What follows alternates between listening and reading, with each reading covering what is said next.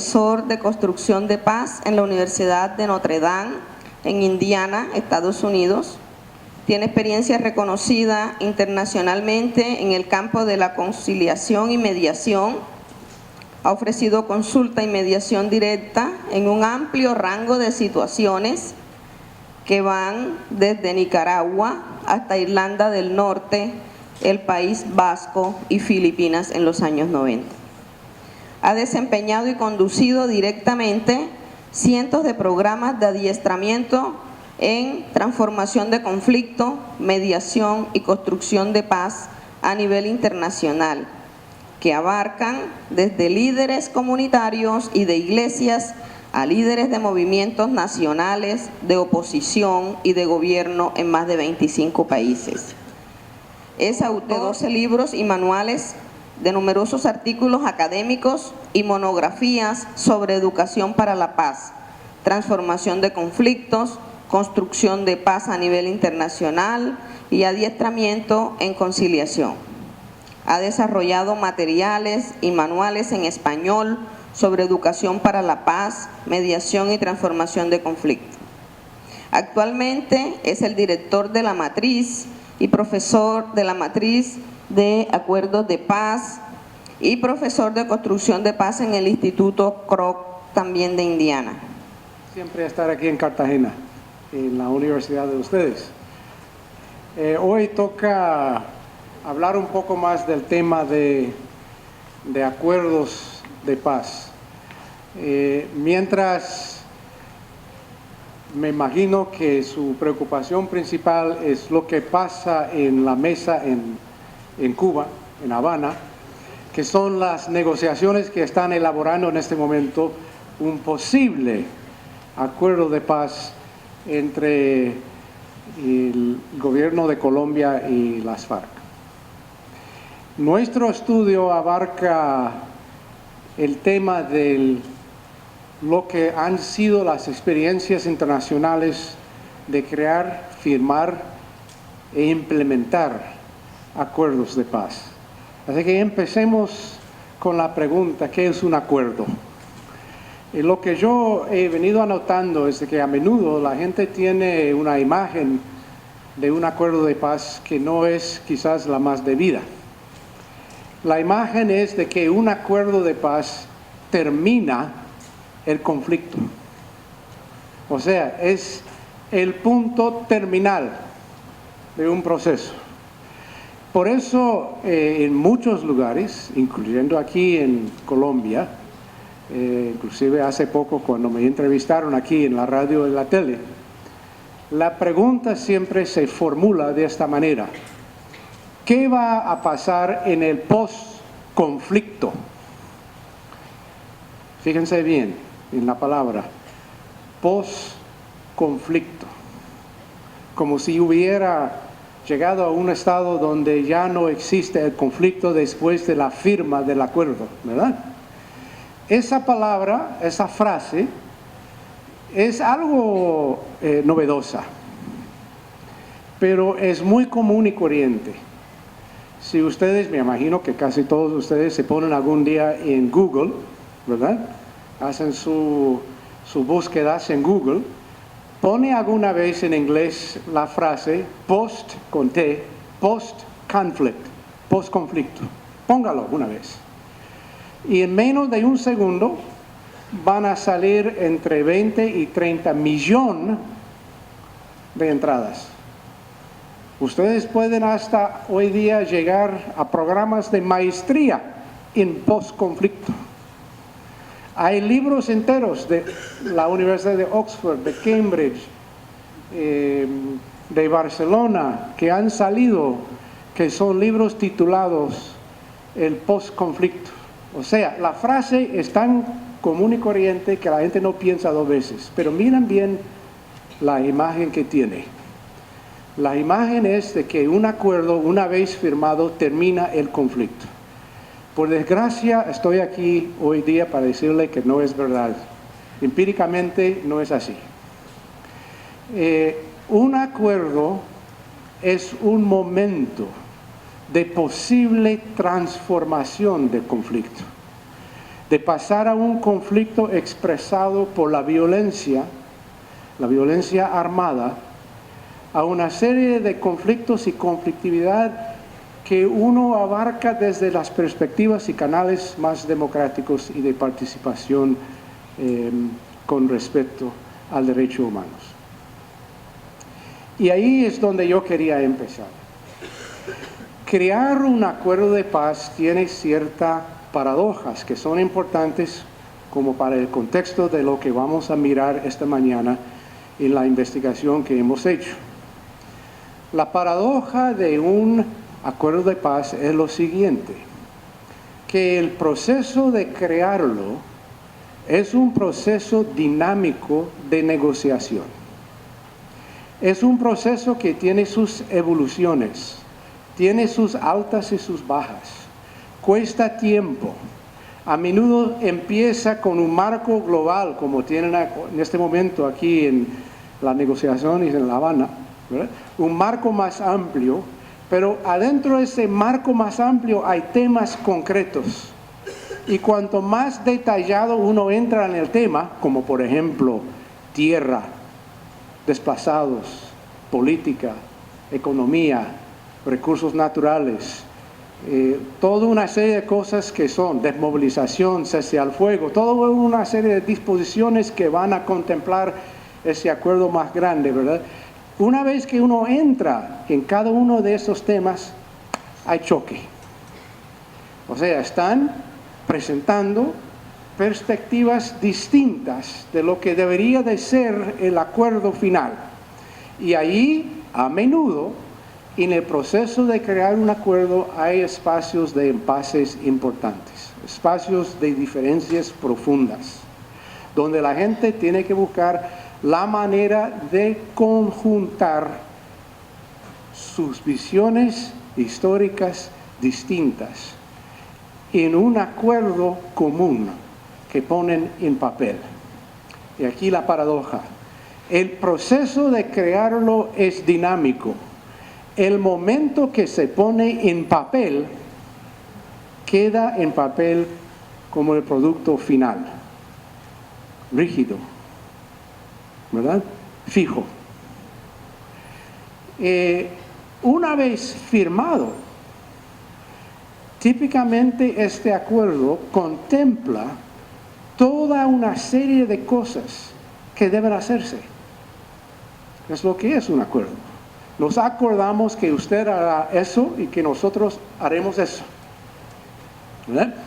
Y esto entra en la segunda paradoja, de que del papel firmado uno entra de nuevo en procesos dinámicos, que son los procesos de implementación de lo acordado.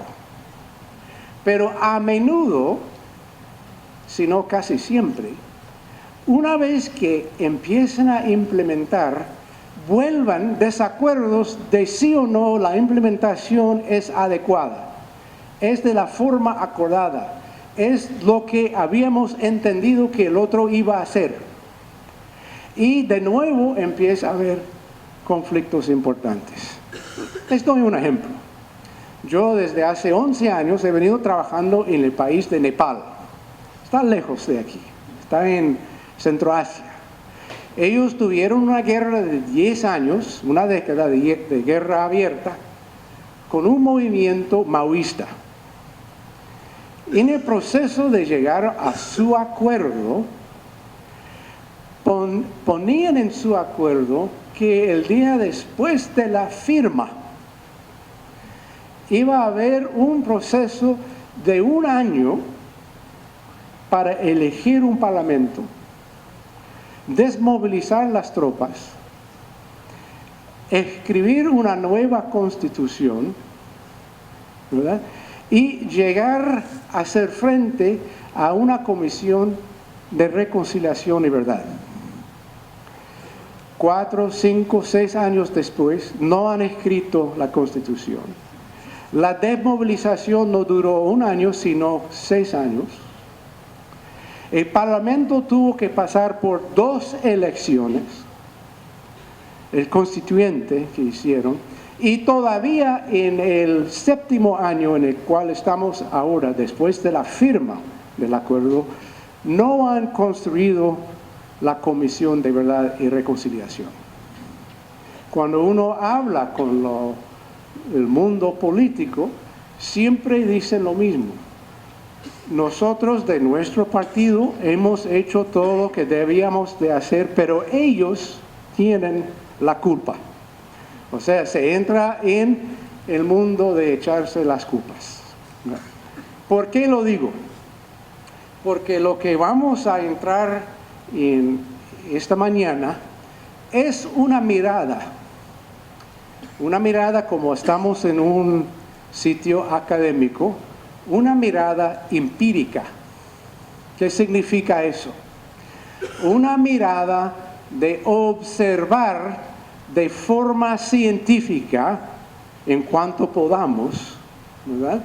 Observar lo que ha pasado con 34 acuerdos de paz en el mundo en los últimos 25 años.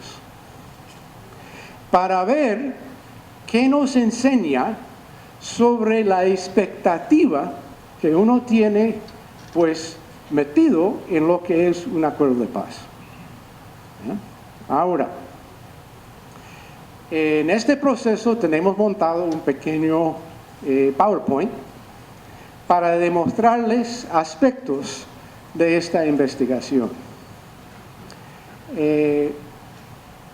Lo que quisiéramos compartir con ustedes son 2 o 3 cosas y después abrirlo a que pregunten lo que quieren preguntar sobre lo presentado. Me imagino que mirándolo aquí, igual tendrán preguntas concretas sobre lo que sale aquí, pero también me imagino que va a salir lo que típicamente me sale cuando estoy aquí en Colombia, que es la pregunta: ¿qué piensa usted de las negociaciones que están actualmente en Habana? Así que nos separamos y ustedes preguntan lo que quieren preguntar y veremos si podemos o no contestarlo. Lo que quisiera como propósito es hacer como 2 o 3 cosas. La primera, presentarles qué es la matriz de acuerdos de paz. ¿Cómo funciona? ¿Qué es? Porque es un instrumento de investigación público. Es decir, que está accesible, ustedes pueden entrar y verán cómo hacerlo directamente para que ustedes mismos miran lo que hay en esa base de datos, ¿verdad?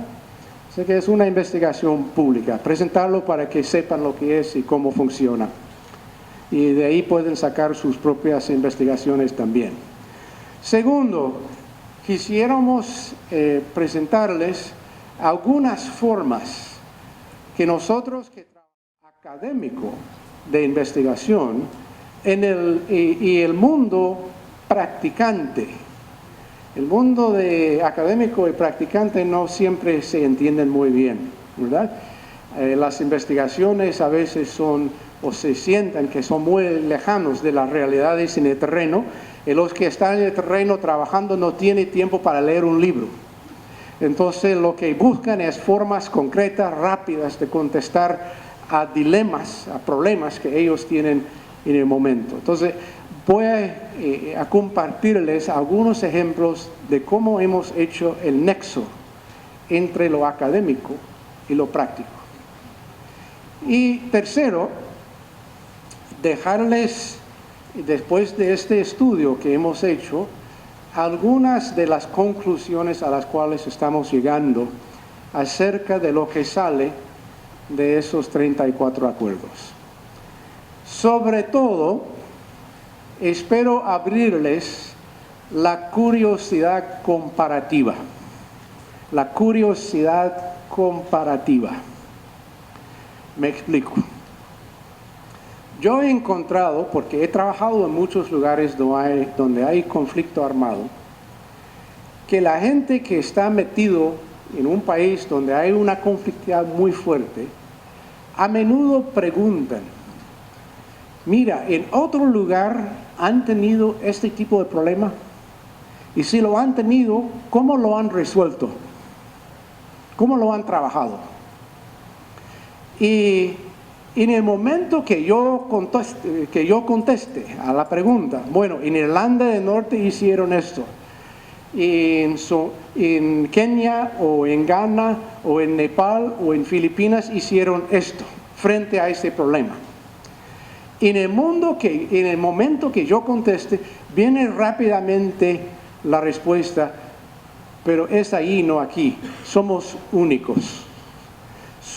Siempre aquí en Colombia tengo esa frase que va saliendo, en algún momento esta mañana va a salir seguro, sui generis. Somos los únicos que tenemos ese problema aquí. Es verdad, dos verdades a la vez. Una verdad es, otras personas, otros lugares, otros países han tenido que enfrentar lo mismo. Y cada lugar es único. Lo que yo quiero abrirles es su curiosidad comparativa. Y para mí ha sido muy interesante cuando trabajamos del lado con negociadores que están en la mesa. Porque a menudo están tan centrados sobre su tarea que no tienen tiempo para mirar a otro nivel, a otro lugar, a otro ejemplo. Pero si una vez se abre un poco la curiosidad comparativa, abre un espacio no de buscar la solución allí de nuestro problema aquí, sino de saber de que posiblemente haya más de una fórmula, una alternativa que podemos mirar en cuanto al caso o los problemas o dilemas que tenemos. Así que en gran parte lo que presentamos hoy viene con el propósito de abrir esa curiosidad. Bueno, entremos. La matriz de acuerdos de paz tiene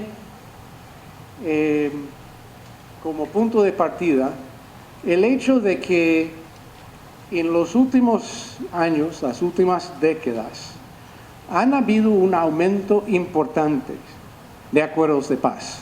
Si miran aquí en la pared un momento, van a ver que entre los años 49 y 89 hubo menos de 50 acuerdos. Pero en los años 90 empieza a subir de forma increíble los acuerdos, hasta llegando a casi 300. Y en los años 2000 casi sigue el mismo rumbo. Esa, por así decirlo, extensión de acuerdos es un fenómeno muy interesante y tiene en parte que ver con la gran transformación que vino en 89 y 90 con el conflicto Estados Unidos-Unión Soviética, donde muchos conflictos del mundo tomaban otro tipo de rumbo después de este proceso. Pero son típicamente pocos estudiados en formas comparativas. Lo que puedo decir es de que desde el año más o menos 49 hasta hoy han habido más de 600 acuerdos. Y estos solamente son los acuerdos que conocemos firmados. Hay un montón de acuerdos ni siquiera que fijan en esa cifra. Yo, para darles un ejemplo, pasé un tiempo en Burma, en Myanmar, donde trabajaba con 25 intermediarios entre los grupos étnicos y el régimen militar de Myanmar. Ellos tenían más de 30 acuerdos y solo uno de los 30 se escribió para papel. 25 o más acuerdos solamente a nivel oral, ni siquiera hubo un escrito. El único acuerdo escrito se perdió. Entonces tenemos 30 acuerdos por lo menos ahí que no fijan en esos 600. Esto, cuando decimos 600 acuerdos, estamos hablando de acuerdos parciales, no acuerdos, como vamos a explicar, completos, globales y con los grupos mayoritarios que están en conflicto. Lo que nosotros trabajamos en la matriz de acuerdos, que en español le llamamos el MAP, son los textos completos de los acuerdos globales. Vuelvo un momento a definir la palabra global. Y la información que aparece en esos textos se fija en las disposiciones que cada texto tiene. Dar un ejemplo. ¿Qué es una disposición? Bueno, ¿qué es el entendimiento y el acuerdo sobre el cese al fuego entre dos grupos armados? Un cese al fuego puede tener un mecanismo de verificación. Entonces tiene un punto que podría ser cese al fuego y otra disposición que podría ser la verificación de este cese al fuego. Ese es un ejemplo de una disposición. En cierto sentido, disposición significa los temas principales que forman la estructura del acuerdo. A estos acuerdos globales estudiamos de forma narrativa y de forma cuantificada el registro año por año a través de 10 años en cada disposición. Por ejemplo, en Nepal, cuando pusieron que iban a formar una comisión de verdad y reconciliación, durante 10 años vamos a seguir todo lo que han hecho año por año en este acuerdo que hicieron sobre esa comisión. La verdad es que no ha pasado hasta hoy día nada en esa comisión en Nepal. Así que cada año, durante 7 años, no pasó nada. Su cese al fuego sí fue inmediato. Bajó el nivel de violencia abierta, pero no implementaron su acuerdo sobre la comisión. Entonces, la idea, si lo pueden hacer, es de que esto permite hacer algo que no hemos hasta hoy tenido en un lugar concreto para estudio. Y es lo siguiente. Permite, y aquí una foto del gran amigo John Darby, que fue el fundador de ese proceso. Él es de Irlanda del Norte y trabajó con nosotros muchos años en Notre Dame. Le tenemos mucha admiración y le echamos de menos porque hace poco pues murió.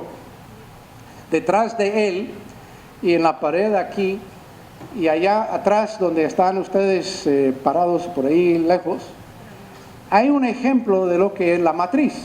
O sea, es una matriz que compara, si miran arriba, son 34 casos de acuerdos. Salvador, Mozambique, la India, o una serie de acuerdos en el país desde 89 hasta hoy día. Y por la parte vertical de la matriz son 51 disposiciones, 51 temas que han aparecido en los acuerdos.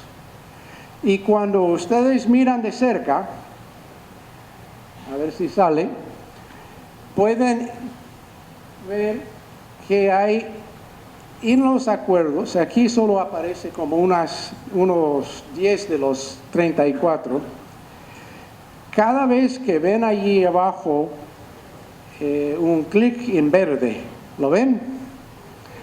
Cuando entran ustedes en la matriz, que lo pueden hacer después por internet, y logran estar en ese momento, ese clic es vivo, te lleva directamente al texto del acuerdo que sale de cada uno de los acuerdos según la disposición que exista. A ver si me explico. Cuando quieren, por ejemplo, estudiar un cese al fuego y que se ha escrito sobre formas de tener cese al fuego, En la matriz puedes entrar y pedir que te dé todos los acuerdos que tienen una disposición sobre cese al fuego. Y aparece en la pantalla los 20 o 25 acuerdos que contienen un texto sobre cese al fuego. Cuando hacen el clic, va a llevarte a este acuerdo concreto, por ejemplo, de Mozambique. Puedes leer la narrativa, la explicación, el estudio, año por año, de sí o no han logrado implementar este acuerdo durante 10 años. Así que la base de datos es masiva. Contiene equivalente a más o menos 5 tomos de 500 páginas. En cada disposición hay un estudio de 10 años, hay 34 acuerdos y 51 disposiciones. Ahí está la parte principal de este instrumento. Lo que no ha existido hasta hoy ha sido la narrativa de 10 años, de mirar en el tiempo hasta qué punto han logrado implementar lo que ellos firmaron en el acuerdo. Nosotros tenemos que indicar 2 o 3 cositas. Primero, la matriz se enfoca sobre conflictos internos armados. No contiene acuerdos en este momento de conflictos sociales. Por ejemplo, Francisco durante un tiempo con el Centro Carter trabajaba y en Venezuela. Y todos ustedes en este momento en Venezuela de nuevo hay una conflictividad social altísima, pero no es definido como un conflicto interno armado. Esto viene desde la perspectiva de los que estudian la paz y conflictos, de lo que constituye una guerra. Y nosotros, esta matriz se centra en conflictos internos armados. Y en los procesos de paz que los transformaron a través de negociaciones. Hay conflictos internos armados. El ejemplo más reciente es el ejemplo de Sri Lanka, que han salido de su conflicto por una fórmula de victoria militar. Hay conflictos donde el gobierno ha ganado y hay conflictos donde la oposición ganó. Esto no entra aquí porque no hubo un acuerdo de paz negociado. Así que la matriz, conflictos internos armados y a través de negociaciones. ¿Qué significa globales? Acuerdos que incluyen todos los temas y los actores armados importantes. Una de las cosas que deberíamos de mirar más de cerca aquí en Colombia ha sido una serie de acuerdos con grupos armados, pero no fueron acuerdos globales. ¿Me entienden? M-19, por ejemplo, un acuerdo había, pero no fue un acuerdo, entre comillas, global, porque no abarcaba los grupos más importantes. Duda que nos queda por delante aquí en este país, ¿en qué momento, por ejemplo, se integra ELN en procesos de las negociaciones que la FARC tiene actualmente con el gobierno? Y si FARC y el gobierno firman un acuerdo, ¿sería un acuerdo global o todavía queda una partecita que sería que los no signatorios entran de alguna forma en esa negociación? Así que lo que van a encontrar en la matriz son acuerdos que incluyen los temas más significativos y actores armados más importantes. Las disposiciones son las cuestiones significativas incluidas dentro de cada acuerdo, los temas que aparecen. ¿Cuáles son las disposiciones? Aquí tenemos las categorías y disposiciones. Tenemos 5 áreas. La primera son las instituciones. No voy a leer toda esta lista, pero pueden mirar que este tipo de cosa ha aparecido en acuerdos de paz en los 34. Reforma judicial, demarcación de límites de territorio, poder compartido, gobiernos de transición, etc. Son disposiciones que aparecen bajo lo que llamamos nosotros la categoría de institución. Cese al fuego forma un paquete grande, porque en conflictos armados casi todos los acuerdos tienen disposiciones sobre cómo terminar la violencia abierta. ¿Cuál es la fórmula de cese al fuego? La palabra categoría seguridad significa cosas como, por ejemplo, el desarme, la desmovilización, la reforma militar, qué hacer con grupos paramilitares, etc. Y en la categoría derechos, disposiciones sobre amnistía, derechos de niños, derechos humanos, reforma educativa, refugiados, desplazados. Todas esas disposiciones aparecen en acuerdos de paz, no en todos, pero se puede comparar en cada disposición los acuerdos que tienen algo sobre esta cuestión.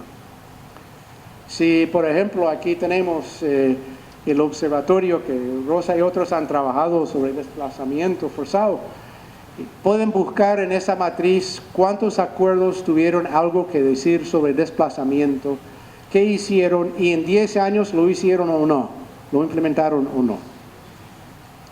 Y acuerdos externos como categoría significa, entre otras cosas, qué papel tiene la comunidad internacional que se fija en el acuerdo mismo.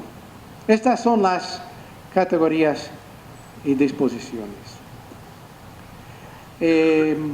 Otros acuerdos son una serie de cosas que son no fácilmente entran en las otras categorías. La que quizás tiene algo de interés aquí en Colombia son los mecanismos de ratificación. ¿Cómo se ratifica? No solamente el acuerdo, sino a veces cómo se ratifica puntos o disposiciones concretas que entran en el acuerdo. ¿Cómo se puede usarse? Aquí entramos en una explicación de lo que yo llamaba el nexo entre lo académico y lo práctico.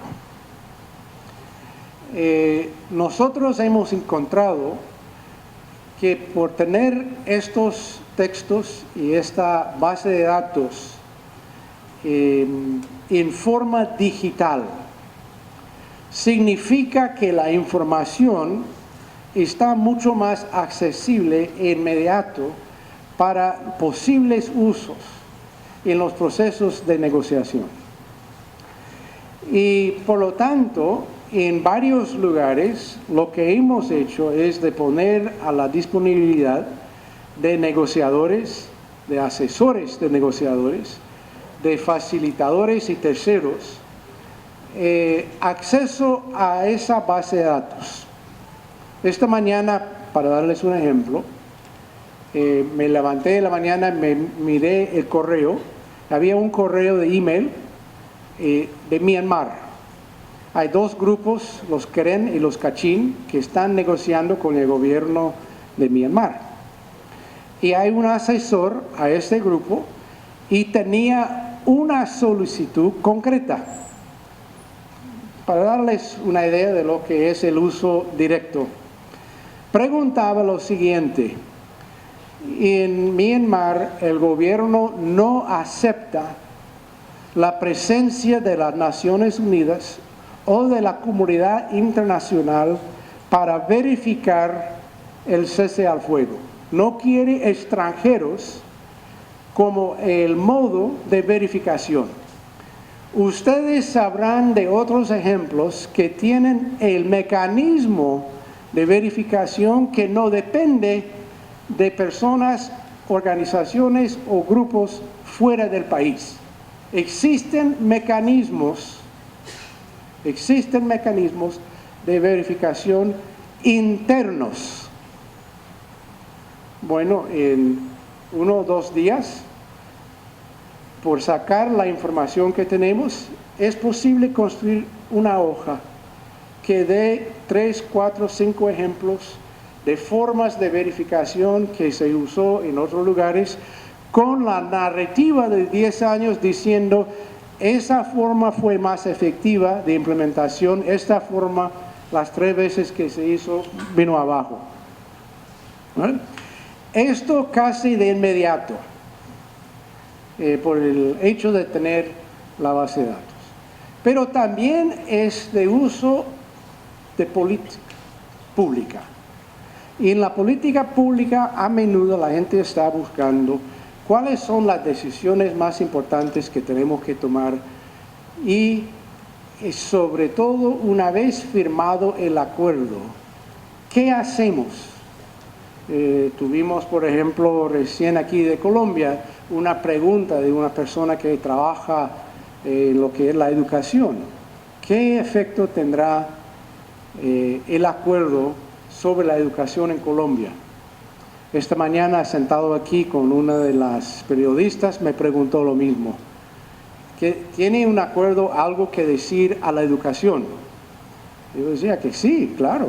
No solamente es cuestión de infraestructura de educación, quién tiene o no tiene acceso a la educación y cómo va a hacer en un periodo de post-acuerdo mayor acceso a la educación, pero también está en juego en la educación la cuestión de la memoria histórica.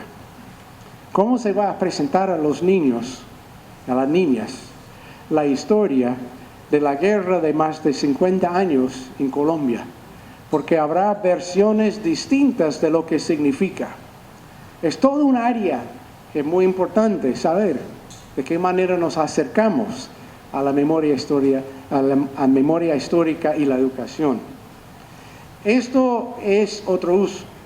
Finalmente, muchos de ustedes son voceros de la sociedad civil y allí pues entra qué preparación deberíamos de tomar en cuanto a la participación de la sociedad civil. A esto vengo dentro de unos minutos. También hemos encontrado de que la aplicación, la utilidad de esta matriz puede ser útil en la fase